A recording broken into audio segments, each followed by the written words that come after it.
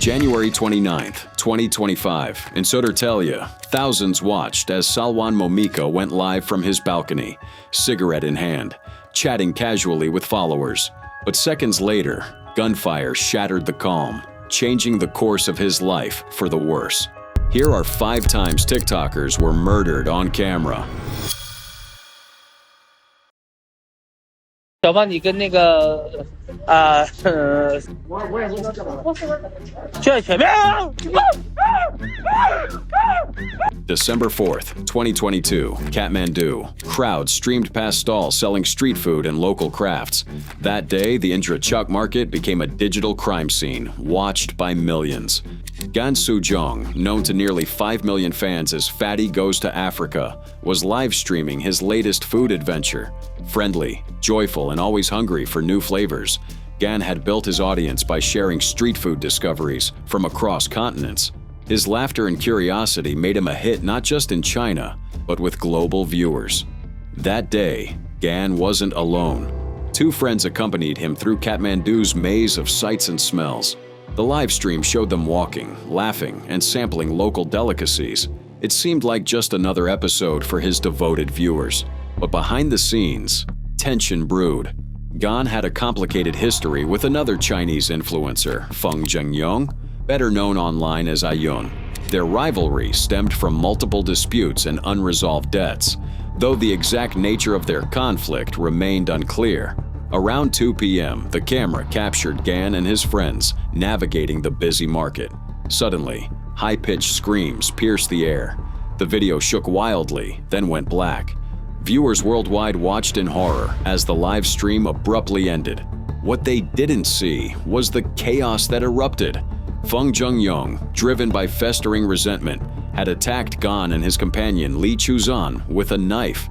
Witnesses described a frenzied assault in broad daylight, right in the heart of the bustling market. A later recording showed the aftermath.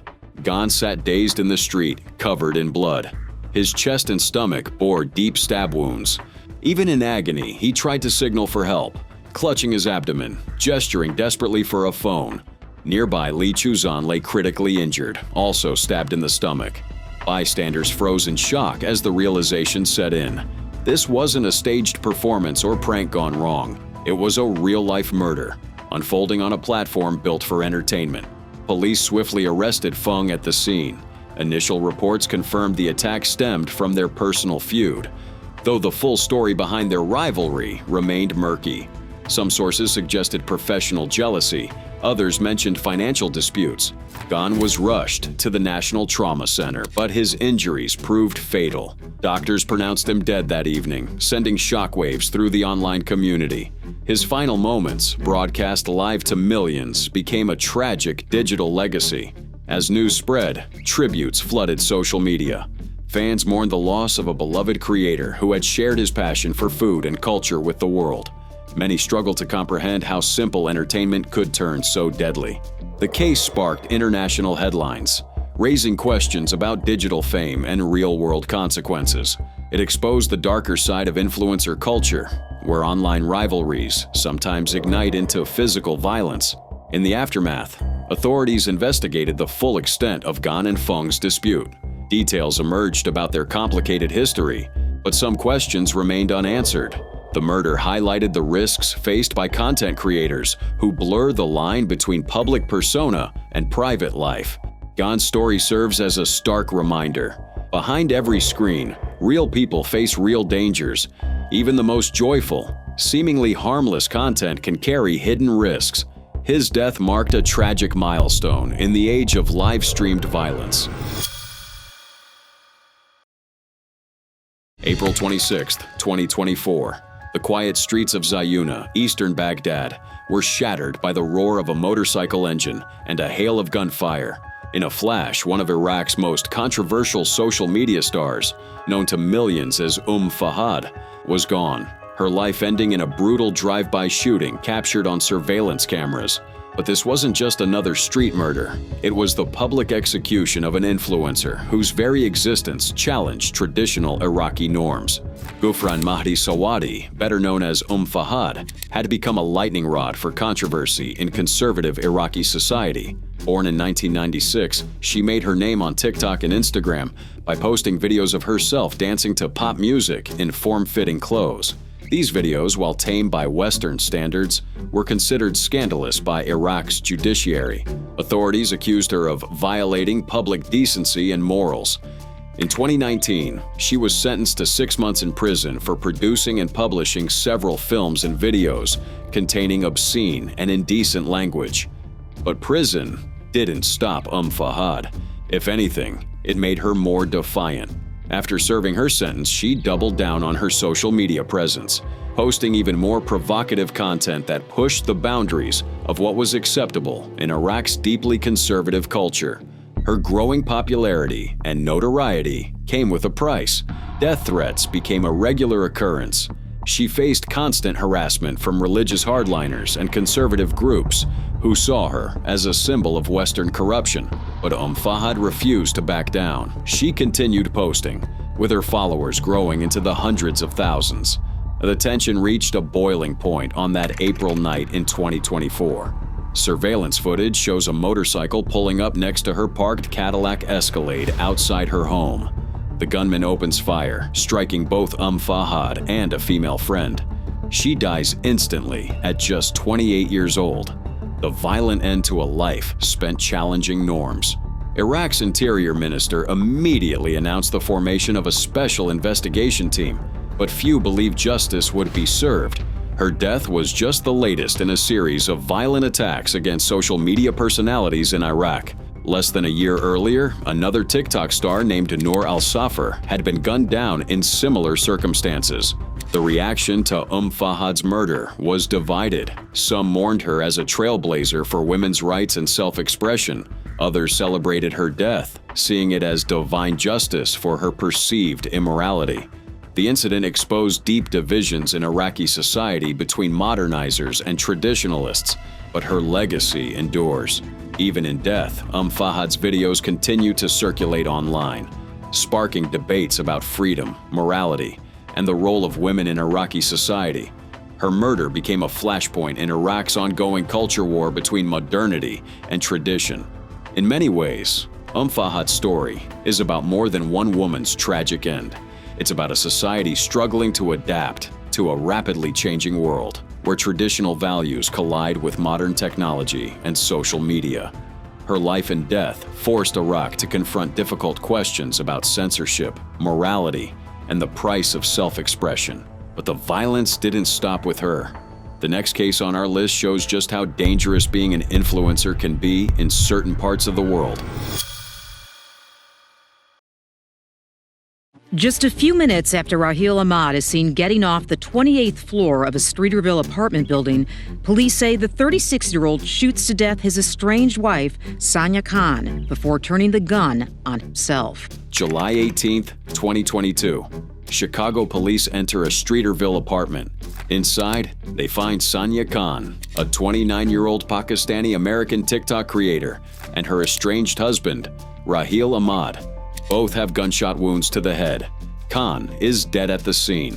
Ahmad, barely alive, is rushed to Northwestern Hospital, but dies soon after.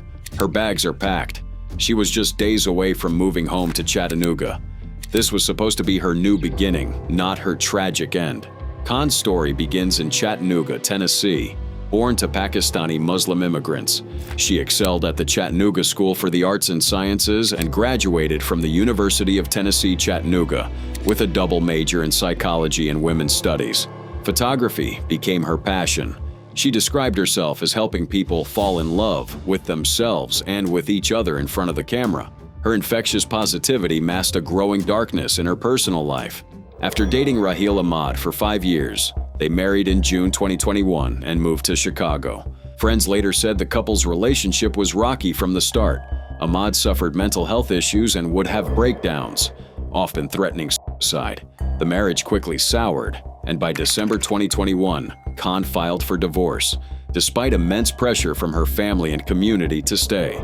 Living independently in Chicago, Khan found her voice on TikTok. She began documenting her painful divorce journey, exposing the stigma South Asian women face when leaving marriages. Her followers, over 20,000 by the end, became a virtual support network. She spoke openly about the isolation, the shame, and the cultural pressure to sacrifice for the family. Each post resonated with women facing similar battles. Khan's TikTok videos became a lifeline for many. She wrote candidly about her struggles. Going through a divorce as a South Asian woman feels like you failed at life sometimes. She shared how her family told her leaving would let the devil win and threatened to kill themselves if she returned home. Despite the backlash, she persisted, determined to break the silence around domestic violence in her community. Her bravery came at a cost. Ahmad, now living in Georgia, couldn't accept her public narrative. On July 18, 2022, he made the 11-hour drive to Chicago. His family reported him missing when he disappeared from Alpharetta, prompting police to check Khan's apartment. They arrived just after the fatal shots were fired, a murder-suicide that would send shockwaves through South Asian communities worldwide. Khan's death sparked an international conversation about gender-based violence and cultural shame. South Asian women across the globe saw themselves in her story.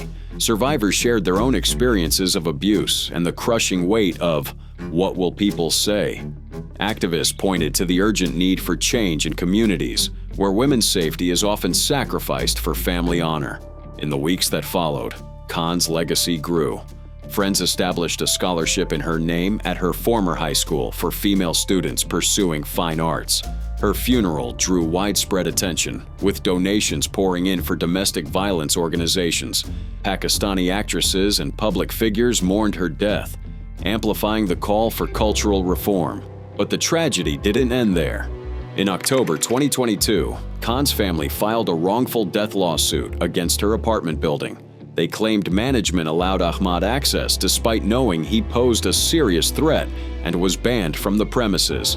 The case highlighted the systemic failures that can enable domestic violence, even when victims take every precaution. Khan's story is a stark reminder of the dangers women face when leaving abusive relationships.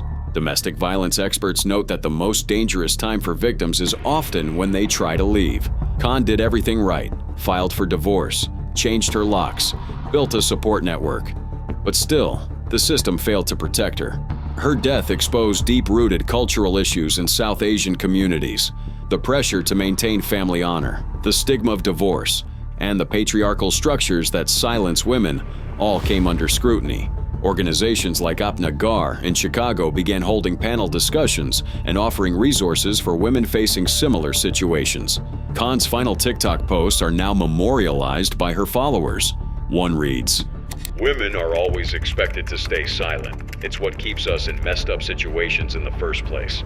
Her courage in speaking out inspired countless women to break their own silences and seek help. Today, Khan's story continues to ripple through social media and community discussions. It forced uncomfortable conversations about cultural change, gender roles, and the urgent need for better protection of vulnerable women. Her death became a catalyst for reform, exposing the hidden epidemic of domestic violence in immigrant communities.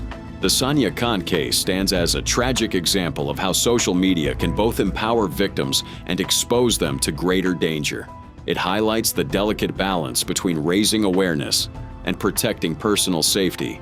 Her legacy is not just in the conversation she started, but in the lives she may have saved by sharing her story. If you think this case was shocking, the next story takes us even deeper into the dark side of social media fame. Tomorrow, the gunman who shot and killed two teenagers in a Corona movie theater is scheduled to be sentenced tomorrow. One of the victims was TikTok star Anthony Barajas. July 26, 2021, a seemingly ordinary night at the Regal Edwards Theater in Corona, California, turned tragic for TikTok star Anthony Barajas and his friend Riley Goodrich. They were there to watch The Forever Purge, but the real horror unfolded in the darkness of the theater.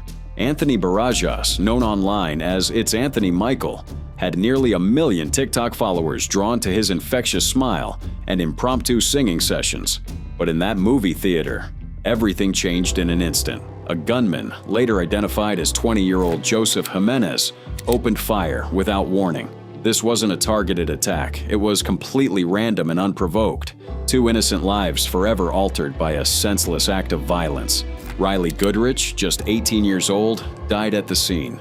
Anthony, only 19, was rushed to the hospital and placed on life support. The news sent shockwaves through the social media world. Anthony wasn't just an influencer, he was a high school honor student known for his kindness.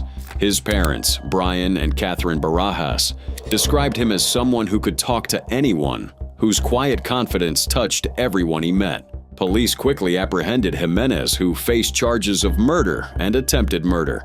Prosecutors added a special circumstance of lying in wait, making him eligible for the death penalty. He showed no connection to Anthony or Riley. His actions appeared entirely random. As Anthony fought for his life in the hospital, more than 600 people visited his bedside. Friends and family shared stories of his generosity, how he'd lend money to friends between jobs, reach out to the shy kid in class, or simply brighten someone's day with his smile. On July 31, 2021, Anthony Barajas succumbed to his injuries. His family, devout Catholics, leaned on their faith and created the Anthony Michael Barajas Foundation. Its mission: to spread kindness, one act at a time, just like Anthony did in life. The foundation has awarded scholarships to students who write essays about the power of small acts of kindness.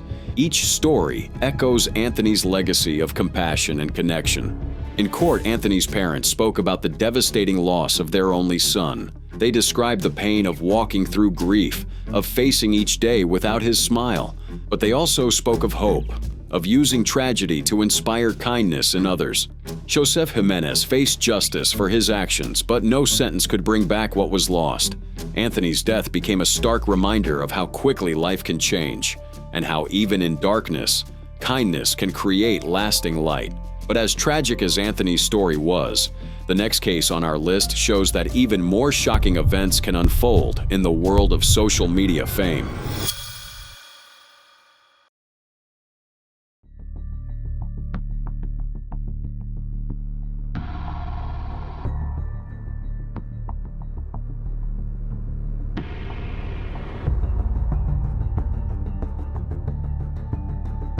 January 29th, 2025. It started like any other live stream. Salwan Momika stepped out onto his balcony in Sotertelje, cigarette in hand, chatting casually with the thousands watching him live. He looked calm, maybe even at ease. And then, out of nowhere, gunfire. A sharp burst cut through the quiet night. The phone camera shook, the screen blurred, and then, nothing. The sound died. Salwan's body slipped out of frame. Viewers froze, unsure if they'd just seen a stunt or a murder. Within minutes, sirens wailed in the distance. The stream cut off. For those who'd followed his story, that moment felt like an ending that had been building for years. Salwan Momika wasn't just some random guy online. His life had always been a magnet for chaos. Born in Sarakosh, a Christian town in Iraq's Nineveh province, he grew up surrounded by conflict. When ISIS swept through the region, he joined the Popular Mobilization Forces, a militia fighting to defend Christian communities from extremists. But even after the war, peace never found him. Not long after, a car accident left one man dead. Salwan was convicted and sent to prison. When he got out, he fled Iraq, first landing in Germany, then eventually Sweden, where he was granted temporary asylum. But the past caught up fast. Swedish authorities accused him of lying about his ties to militias and refused him permanent residency. From that point on, he was locked in a bitter legal battle with the system. By 2023, Momika had transformed into one of Sweden's most controversial figures. He wasn't a soldier anymore. He was a provocateur. His protests made global headlines, burning the Quran, stomping on it, even wrapping it in bacon. He said it was a protest against the religion that, in his view, had destroyed his homeland. But for millions of Muslims, it was pure hate.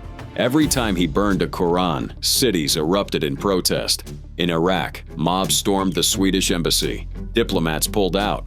Even Sweden's hopes of joining NATO were shaken. But Salwan didn't stop. Under police protection, he continued his demonstrations. The danger was obvious. The threats were constant. And yet, outside those police-guarded events, he lived like a normal man. No security, no bulletproof cars, no bodyguards. By the end of 2024, he was facing criminal charges for inciting hatred against an ethnic group. His trial was nearly over, and the verdict was only days away. He'd even tried to escape to Norway for safety, but they sent him back under European law. He had enemies everywhere, and one of them, it seems, finally found him. That January night, over 2,000 people tuned in expecting another one of his fiery rants. Instead, they witnessed a murder unfold live. Among the viewers was his girlfriend, Ella. She heard the shots through the stream, panicked, and called the police. When she reached his apartment minutes later, officers were already there. 5 suspects were arrested that same night, but by morning, all were released. Sweden's Prime Minister, Ulf Kristersson, hinted that the attack could have been orchestrated by a foreign power. The National Security Service, SEPO, took over the investigation. Deputy Prime Minister Ebba Busch called it a direct threat to Sweden's democracy. Online reactions split immediately. Some celebrated his death, calling it justice. Others were horrified, saying it proved that free speech had just become a death sentence, even in Europe. His co-defendant in the hate speech case, Salwan Najam, posted a chilling message after the news broke. "I'm next." The court later dropped the pending charges. There was no one left to stand trial. But the debate didn't die with him. If anything, it got louder. The footage spread across social media, an unfiltered glimpse into a moment that symbolized something bigger, a war between belief and expression, freedom and fury. To some, Momika was a provocateur who pushed too far. To others, he was proof that even in free nations, saying the wrong thing could cost you your life. He spent years lighting fires around the world, and on that cold January night, the flames finally came for him.